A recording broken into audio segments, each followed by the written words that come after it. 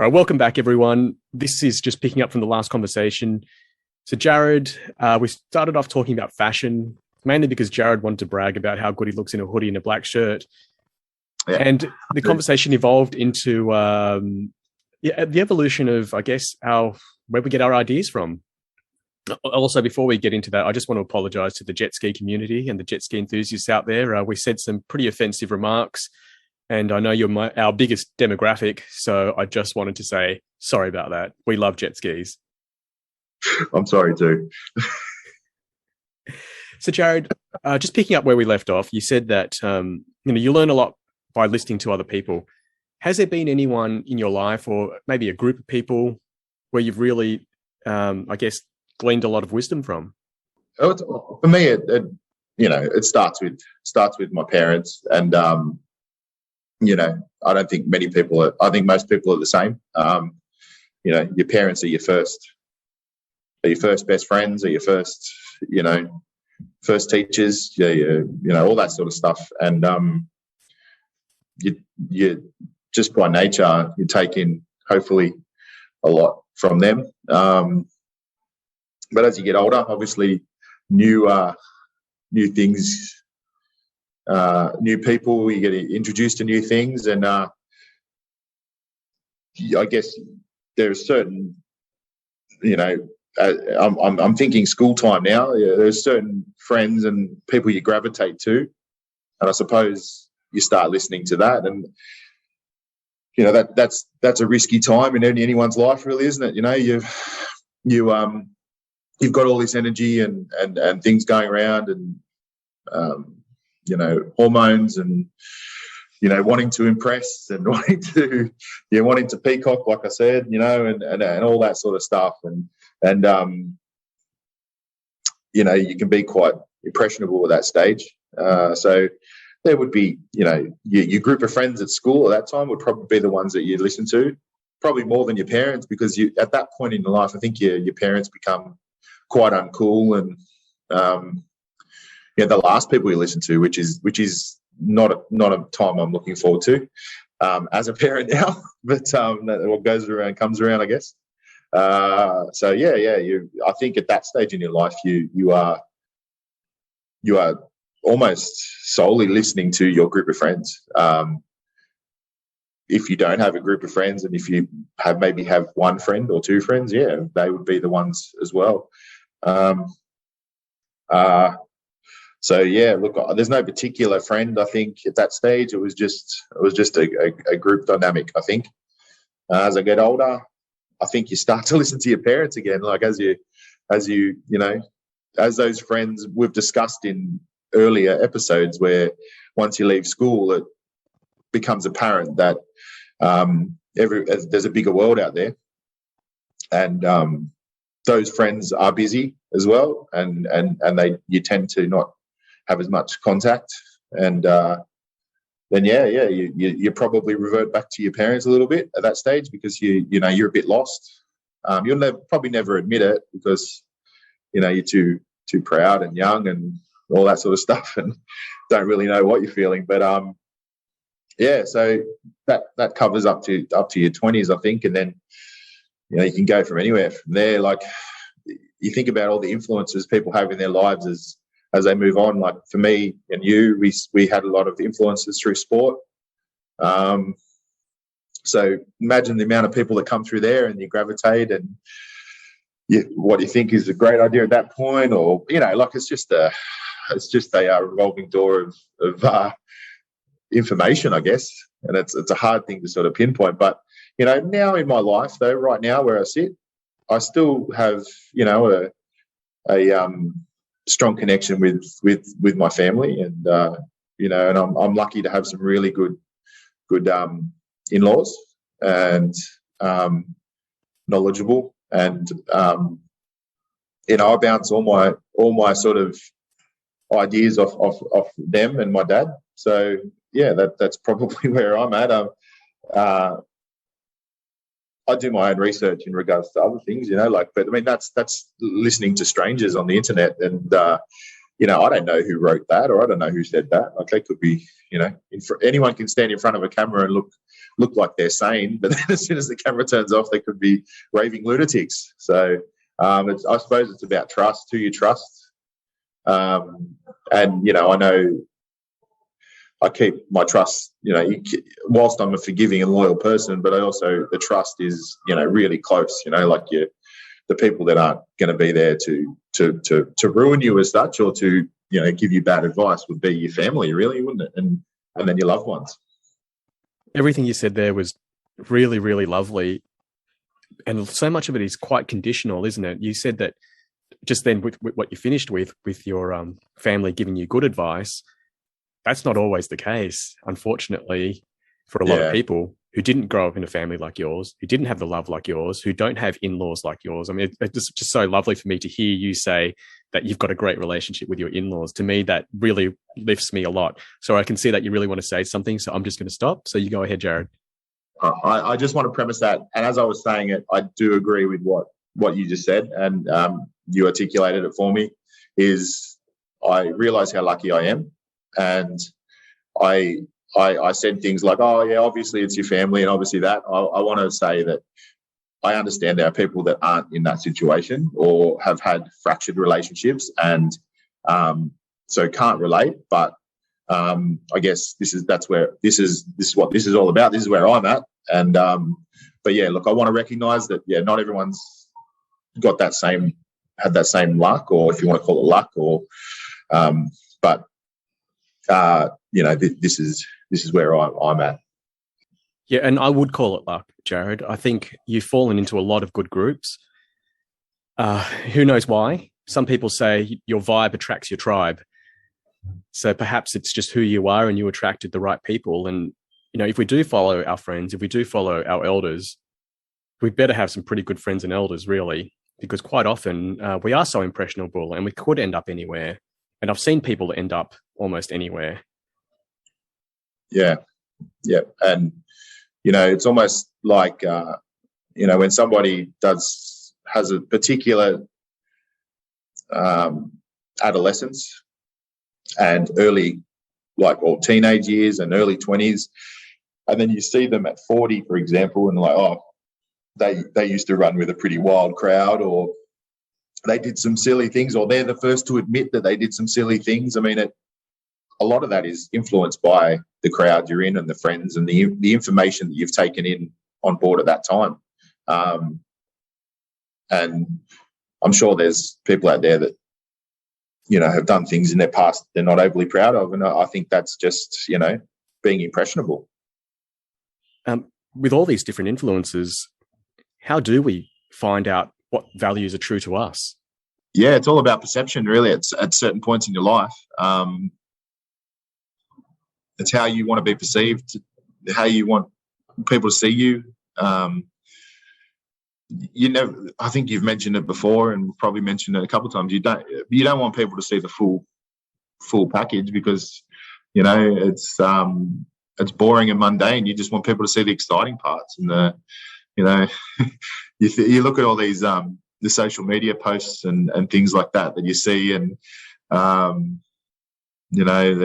someone's dressed up to go out, and they want to show the world how good they look, or someone just cooked a unbelievable pasta, and they want to show how good that looks, and but the 6 days before they had toast, Vegemite on toast for dinner. The 6 days before they went out, they were wearing track pants, and but they're not going to post the real self, really, are they?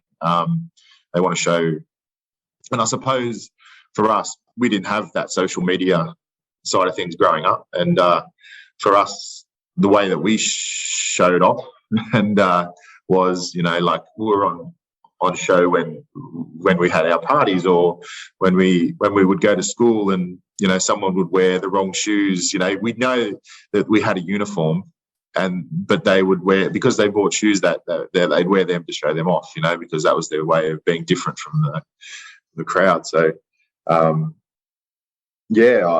think that's just a statement. I hope I sort of touched on what you wanted there. I'm always happy to go anywhere, Jarad. You know that.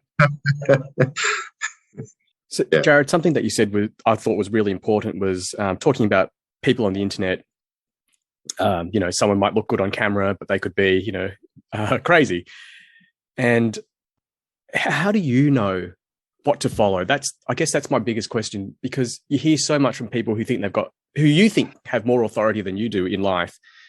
And when I'm learning something new and I hear from someone who speaks with, I suppose, very confidently, I get intimidated. I'm not a stupid guy.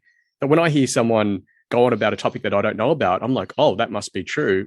Even though I know, hang on a second, I need to do my own research, which you said that you do.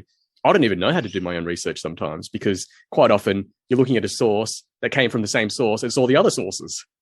So I've seen this in conspiracy circles where people say, oh my gosh, haven't you heard about this? It's like, it was literally started by one person and then just blew up, and people think they're getting, a multitude of sources when they're really just reading the same thing that everyone else has read from the same place.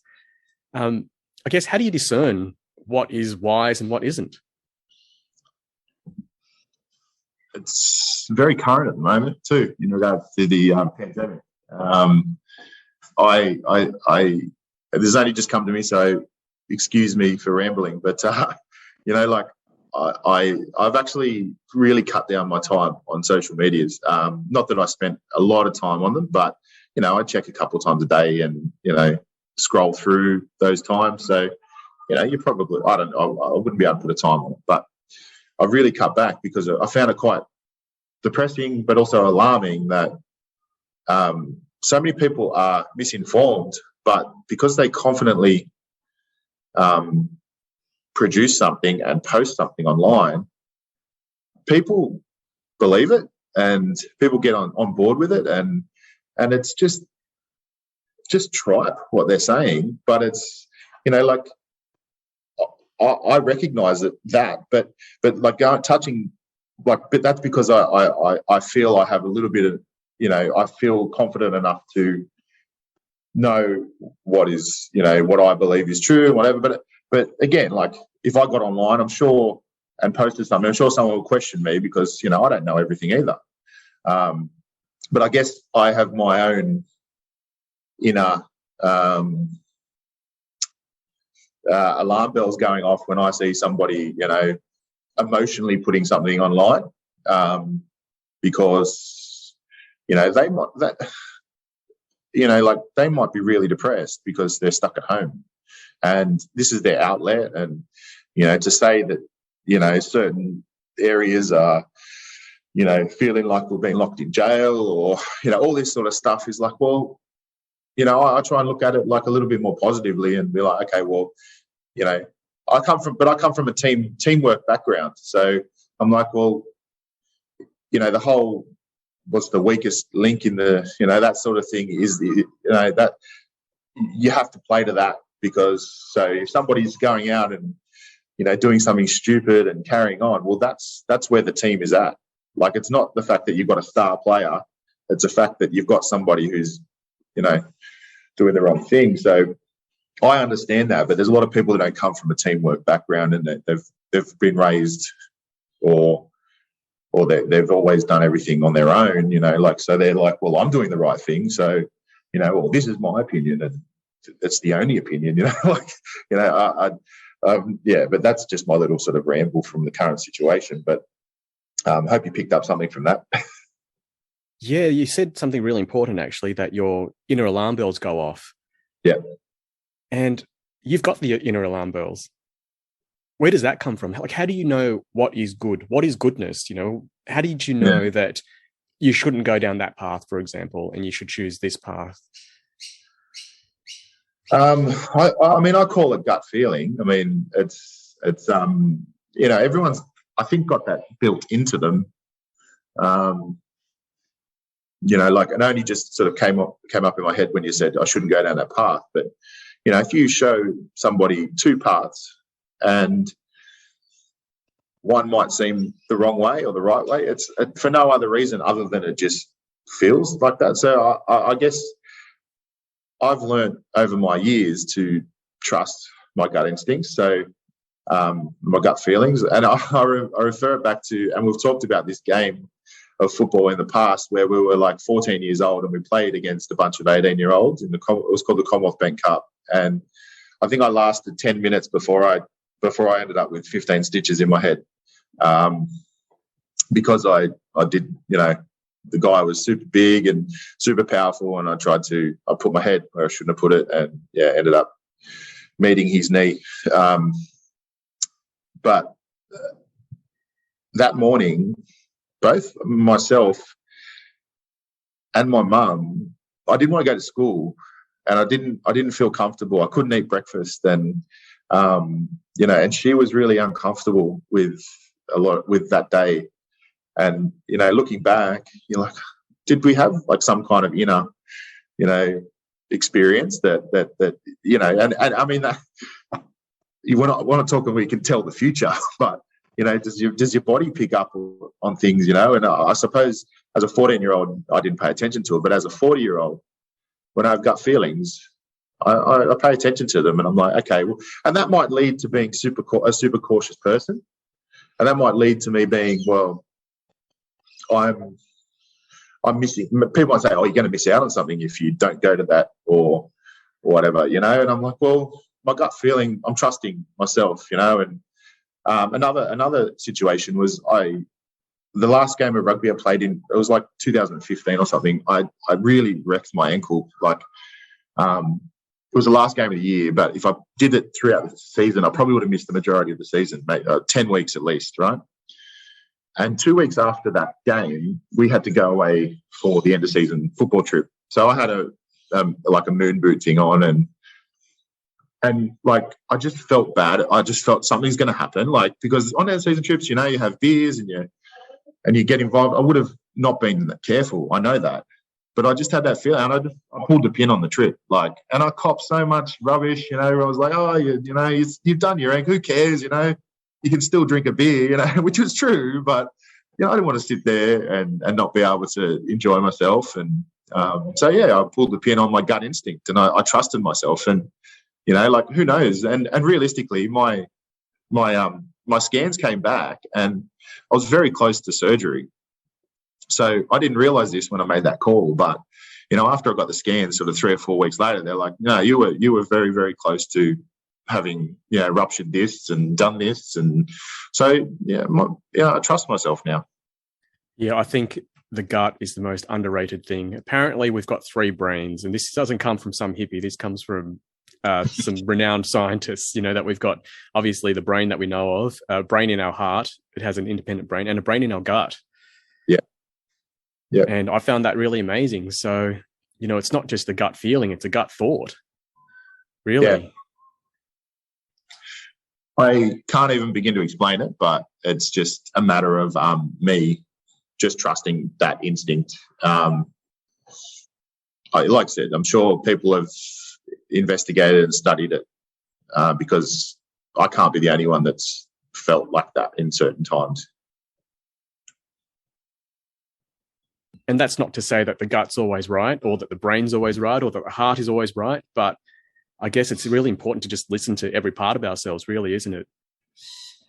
It's a balance. It's a balancing act, really, isn't it? Like, and like you hear the saying. I always get these sayings wrong when I try and say it on this podcast, but the heart always doesn't what the head wants, or something about the head not wanting what the heart wants, or something, or like, so that saying came from something. Yeah, look, for some things where, we just don't understand, we can't trust our gut fully. But when it comes to people, I find that there's no better measure than your gut. You get a vibe about people that you meet. For me, the BS detector goes off. And that's the most important thing. Now, when you're talking about these people that you see on the internet with their authority or whatever, definitely I trust my vibe when it comes to that. There are people who you look at, they say things, and that's just a gateway to get you into something else. And I always feel like, I'm going to switch that person off because, it's dangerous. I get the feeling, and again, it's just a gut feeling, but for me, that's enough. Do you have a problem though, like being able to distinguish, like if that person was in front of you in person telling you the same thing that they were telling you on camera? So where all the lights are working, and they've got the best camera angle, and they're portraying, like we said, they're portraying their best aspect out there to get this message over, whatever they're trying to say. You see that online, and you have to make a decision on that. Compare that to if they were standing in front of you, and they were, you could see every angle of them. They weren't in that light of perfection, for lack of better words. Isn't that to me, that's easier to judge in person than it is online. And I think it's dangerous. Well, I'm asking you the question. Do you have trouble, or do you agree with that? Definitely agree with it. It's much easier in person, of course. The internet's all smoke and mirrors. We know that. So for us, we've got a lot more experience, and our generation and the generation before us have got a lot more experience in person. And for this newer generation and younger people, isn't it? They're going to have it tough to try and trust their gut instinct and their vibes, because they're not actually in the room with the person, and they're not getting that it's all smoke and mirrors, like you said. Definitely, this generation will find it harder. They interact differently. What someone considers a friend today is different to what we considered a friend back in our day. I wasn't writing to a pen pal back when we were in high school, whereas kids today will say, oh, yeah, I've got a friend. Oh, they live in America. They've never met them, but that's who they consider a friend. Yep. And it's so much easier to put a particular spin on yourself when you're texting, when you're putting a message on a message board, without having to meet someone in person. I remember a kid that I used to tutor in maths. I chat to him every now and then on the internet. This was back in the old days when we were just chatting on some sort of messenger. I think it was ICQ or something. And he came across as so confident. In person, you wouldn't believe how shy he was. He could barely look at me. Seriously, there was such a difference. I've come across people like that, and online, super confident and super witty, and come back with all these things, and they're always the first to make the comment on things. And in person, they're completely a different person, and shy and quiet. And I mean, it's it's obviously a personality trait, and it's not we're not, by discussing it, I'm not picking on anybody, but the fact is it is out there. And I suppose, I don't even know where I'm sort of leading with it, but I suppose, what you see online is not necessarily what's actually there in person. Yeah, look, I guess this episode started by us talking about, how you got your wisdom and, where you're learning your lessons from. And this is sort of a warning really to everyone that I guess the most important part of being wise is having a really strong BS detector, having a really strong gut, trusting your gut, and knowing that not everything is what it seems. Having a really strong gut isn't doing 100 sit-ups a day, by the way. It helps, but in a different way. Yeah, look, I'm learning more and more to trust my gut. And I guess this is pretty close to my heart, because I know people who've fallen down certain rabbit holes that we've discussed in the past. And, we're really careful in this show to not tell people what to do, which is a rule that we broke when we told people that they don't need a jet ski. So I do take that back. But, wherever you go, just be really, really careful. Like I said, I've lost people to some pretty extreme ideologies and beliefs, and it's your choice whether or not you believe it or not.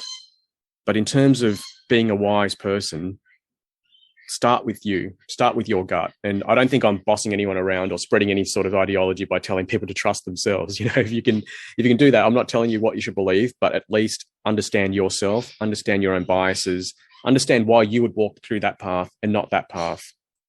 And look, something I've said before, Jarad, to everybody is that we are two random guys on the internet, and it's amazing how much clout a person can get. I look on the internet, when I read the news, and I actually try to avoid the news as much as possible because it's quite upsetting at times. And really, I can't do anything about it anyway. I just try to walk through my life being a good person. But I read sports news a lot, and I've been following the Olympics. And there's been a lot of commentary about, certain athletes. I won't mention any specifics here, but everyone's got an opinion. And the thing is, no one has any authority. It's just an opinion. So it's amazing how many headlines blow up simply because it's just a comment on another person making a comment. It's almost like the media is just self-perpetuating. and they just need something to write about. So they write about themselves. And there's all this, supposed outrage when really it's just opinions. It's just prompted my thought there. I have seen some comments, and again, won't sort of get into the whole who and what and how, but I've seen a comment circulating about a particular incident, and it's from nobody, but the outrage that it caused on both ends, the athlete had to come and had to defend it. The news asked about it. This is a comment from somebody, from a random, and it was just their opinion on what happened. And so the athlete had to defend it. The coach had to defend it. The news reported on it. There was so many comments calling this original commenter all names under the sun, and there was all these other comments going, "Yep, totally agree with that." I'm like, who cares? Who cares? The original comment was all about, taking away from the athlete what the athlete did. What do you think this comment's doing? The athlete just hit the pinnacle of their career by doing what they did. And you're there making a comment to, just because you think this and mate, I don't care enough to A, comment back, or B, get into an argument with somebody about said comment. I've got better things to worry about, or not even worry about. I've got better things just to I'd rather stare at a wall, But yeah, I mean, it's just funny to me that, how people get so, triggered with things, and then everyone else jumps on one side or the other, and then it carries. And it's like all these people have a voice now, and it's really hard to work out what voice actually is worth listening to. And I say that in kind of a little bit of, we're two people now with voice to some degree. We've got one or two listeners, but make your own mind up who you're going to listen to, put it that way. And don't waste your time with people, just because someone wrote a rubbish comment. They probably regretted it, or even if they didn't regret it, who cares? Who cares, mate? Yeah, look, I just wanted to say that, and it was really about the getting of wisdom. And I really wanted to know, how you became the man that you are in terms of what you do know. And, when you started talking about your gut instinct, I thought that was a great way of putting it, Jarad. And I just wanted to put it out there to all our listeners, all our two listeners, that there's so many people out there who walk around thinking they've got some sort of authority. They plant seeds in your mind. They tell you what you should be thinking. And it doesn't take a lot. I used to think some of these people, no one's even listening to them anyway. But all it takes is putting one idea out there, and, these water cooler conversations come up, and that just makes the idea go viral. And all of a sudden, you've got this manufactured outrage. You've got people hijacking, I suppose, the public discourse. And we're talking about things that we wouldn't normally talk about, things that would normally be of no consequence to us. And it gives these people power. The other thing is they also make money off us. Someone I do know that has gone down the rabbit hole doesn't realize that these YouTube channels that she's watching run ads. Now, how are they going to get more viewers? Well, obviously more outlandish theories, right? And just putting stuff out there that's completely unsubstantiated, because it cannot be. It's impossible because it's all made up. But she doesn't realize that she is the product. That's the thing. She's the product that they're producing. She's giving them a pair of eyeballs. Yeah, well, it looks like we're out of time. So it's a shame, because there sounds like we've got plenty of things to keep talking about, mate. Well, thanks for your time, Jarad. I really appreciate it, mate. Thank you, buddy. And everyone, go buy a jet ski. No. Don't buy a jet ski. Seriously, don't.